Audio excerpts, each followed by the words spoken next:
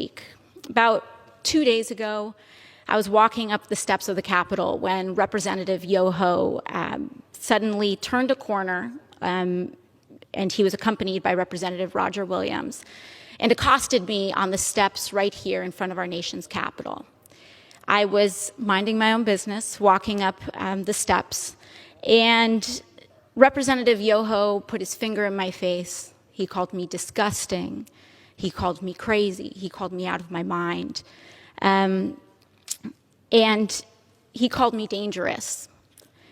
And then he took a few more steps, and after I had recognized his comments as rude, he walked away and said, "I'm rude. You're calling me rude." I took a few steps ahead, and I walked inside and cast my vote, because my constituents send me here each and every day to fight for them and to make sure that they are able to keep a roof over their head, that they're able to feed their families, and that they're able to carry their lives with dignity. I walked back out, and there were reporters in the front of the Capitol, and in front of reporters, Representative Yoho called me, and I quote, "a fucking bitch." These are the words that Representative Yoho levied against a congresswoman, the congresswoman that not only represents New York's 14th congressional district, but every congresswoman and every woman in this country, because all of us have had to deal with this in some form, some way, some shape, at some point in our lives. And I want to be clear that Representative Yoho's comments were not deeply hurtful or piercing to me, because I have worked a working class job. I have waited tables in restaurants. I have ridden the subway. I have walked the streets in New York City. And this kind of language is not new. I have encountered words uttered by Mr. Yoho and men uttering the same words as Mr. Yoho while I was being harassed in restaurants. I have tossed men out of bars that have used language like Mr. Yoho's.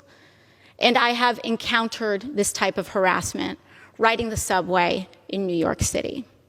This is not new. And that is the problem. Mr. Yoho was not alone. He was walking shoulder to shoulder with Representative Roger Williams. And that's when we start to see that this issue is not about one incident. It is cultural. It is a culture of lack of impunity, of accepting of violence and violent language against women, and an entire structure of power that supports that. Because not only have I been spoken to disrespectfully, particularly by members of the Republican Party and elected officials in the Republican Party, not just here, but the President of the United States last year told me to go home to another country, with the implication that I don't even belong in America. The governor of Florida, Governor DeSantis, before I even was sworn in, called me a whatever that is. Dehumanizing language is not new. And what we are seeing is that incidents like these are happening in a pattern. This is a pattern of an attitude towards women and dehumanization of others. So while I was not deeply hurt or offended by little comments that are made, when I was reflecting on this, I honestly thought that I was just going to pack it up and go home. It's just another day, right? But then yesterday, Representative Yoho decided to come to the floor of the House of Representatives and make excuses for his behavior. And that I could not let go. I could not allow my nieces, I could not allow the little girls that I go home to, I could not allow victims of verbal abuse and worse to see that excuse and to see our Congress accept it as legitimate and accept it as an apology, and to accept silence as a form of acceptance. I could not allow that to stand, which is why I am rising today to raise this point of personal privilege. And I do not need Representative Yoho to apologize to me. Clearly, he does not want to. Clearly, when given the opportunity, he will not. And I will not stay up late at night waiting for an apology from a man who has no remorse over calling women and using abusive language towards women. But what I do have issue with is using women, our wives and daughters, as shields and excuses for poor behavior. Mr. Yoho mentioned that he has a wife and 2 daughters. I am 2 years younger than Mr. Yoho's youngest daughter. I am someone's daughter too. My father, thankfully, is not alive to see how Mr. Yoho treated his daughter. My mother got to see Mr. Yoho's disrespect on the floor of this house towards me on television. And I am here because I have to show my parents that I am their daughter and that they did not raise me to accept abuse from men. Now, what I am here to say is that this harm that Mr. Yoho tried to levy against me was not just an incident directed at me. But when you do that to any woman, what Mr. Yoho did was give permission to other men to do that to his daughters.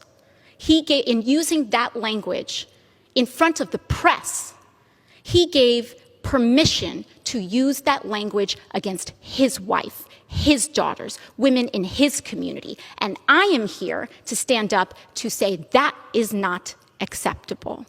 I do not care what your views are. It does not matter how much I disagree or how much it incenses me or how much I feel that people are dehumanizing others. I will not do that myself. I will not allow people to change and create hatred in our hearts. And so what I believe is that having a daughter does not make a man decent. Having a wife does not make a decent man. Treating people with dignity and respect makes a decent man. And when a decent man messes up, as we all are bound to do, he tries his best and does apologize. Not to save face, not to win a vote. He apologizes genuinely to repair and acknowledge the harm done so that we can all move on. Lastly, what I want to express to Mr. Yoho is gratitude. I want to thank him for showing the world that you can be a powerful man and accost women. You can have daughters and accost women without remorse. You can be married and accost women. You can take photos and project an image to the world of being a family man and accost women without remorse and with a sense of impunity. It happens every day in this country. It happened here on the steps of our nation's capital. It happens when individuals who hold the highest office in this land admit to hurting women and using this language against all of us. But once again, I thank my colleagues for joining us today.